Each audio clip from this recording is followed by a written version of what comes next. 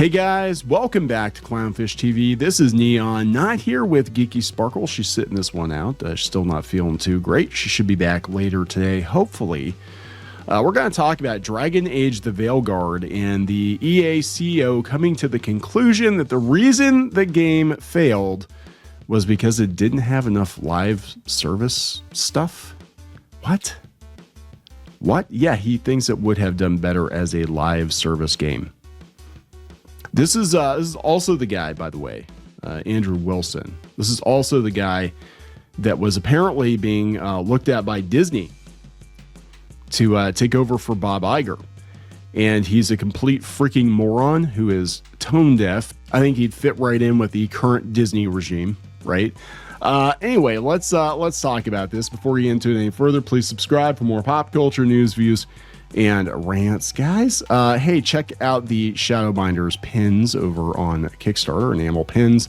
Very quick, very light campaign that we're going to put these out through Nidaria Entertainment. We have a couple more pin sets to come out between, let's say between now and the middle of summer. So check those out if you don't mind. Thank you very much for any consideration. This is coming from Vice. If you ask EA's CEO, the problem with Dragon Age the Veilguard was that it wasn't a full-blown live service game. Wow.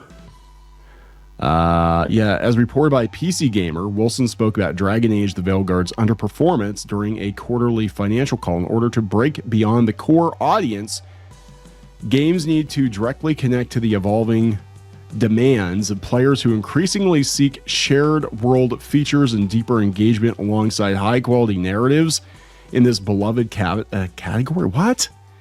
Dragon Age had a high quality launch and was well reviewed by critics and those who played. Well, not enough people played it there, Andrew. Not enough people played it. However, it did not resonate with a broad enough audience in this highly competitive market. It would have been fine if it just stuck to Dragon Age and it didn't try to shove a bunch of identity politics and crap into it, right?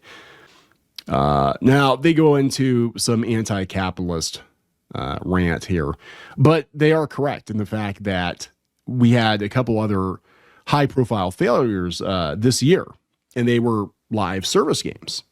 Suicide Squad killed the Justice League, ate shit and perished as a live. Wow, I love this. I love this article. Okay, to the bigwigs and other executives who make the real decisions during any one moderately budgeted game's development cycle, the player having fun is entirely irrelevant. Yeah, actually, believe it or not, watch Free Guy. Have you guys seen Free Guy? Ryan Reynolds. I feel like not enough people have seen that movie, but it reminds me of that. Like they get like halfway through the development cycle of a game, and then some executive decides to change everything and make it more monetizable. This isn't a game; it's a product you endlessly consume and pour money into to make shareholders and investors happy. Yeah, if they can just create one game and just make as much money off of that one game forever, then that's what they're going to do, right? I mean, see also Sims 4. Why did Grand Theft Auto 6 take so damn long to come out? Where's Fortnite 2? I don't think we're going to see a Fortnite 2. I don't know. Maybe we will. You know what I'm saying? Like, this is where it's at right now. It said it doesn't matter that Suicide Squad killed the Justice League, ate shit, and perished as a live service game.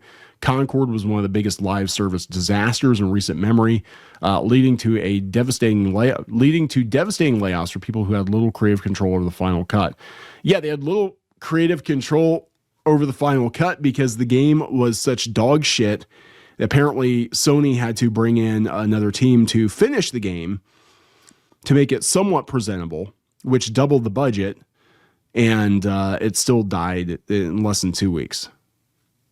So no, this is not a very good takeaway.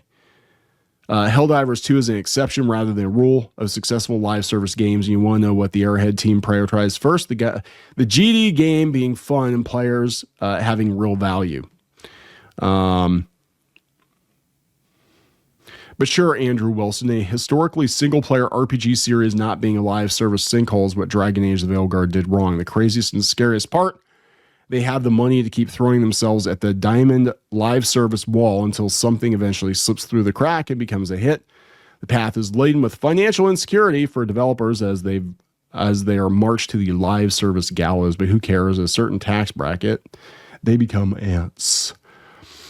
I don't disagree.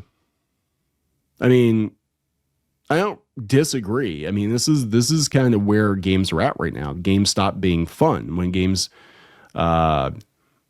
just became a means to drain money from consumers' wallets. Then they stop being games, right? Because it's not fun. It's not fun anymore. It's just actually this guy would be perfect for Disney, because Disney, they don't want to give you any value. They don't want to create any new attractions. They don't want to do, they just want to do the bare minimum. You're supposed to pay them for the bare minimum. So this guy probably would be the perfect CEO for Disney, modern Disney. But at some point in time, these developers are going to have to work for their money. They're going to have to start working for their money, because we have a lot of independent developers out there that are going to work hard for consumers' dollars. And it doesn't matter how big you are. You're never too big to fail. Look at what's going on with Warner Brothers right now. The guy who was in charge for 12 years stepped down. Everything is going to shit. They're shutting multiverses down. Everything is just going to hell in the AAA space. So it doesn't matter. You don't have to be the biggest studio out there. You just have to produce something that consumers want to support, that they want to back. And they're not backing this stuff.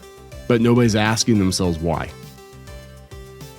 Why aren't people playing these games? Why aren't people buying these games? Gamers will tell you. You just won't like the answer that they're giving you. So I'm going to wrap it up, guys. Please subscribe for more pop culture news, views, and rants. We'll talk later.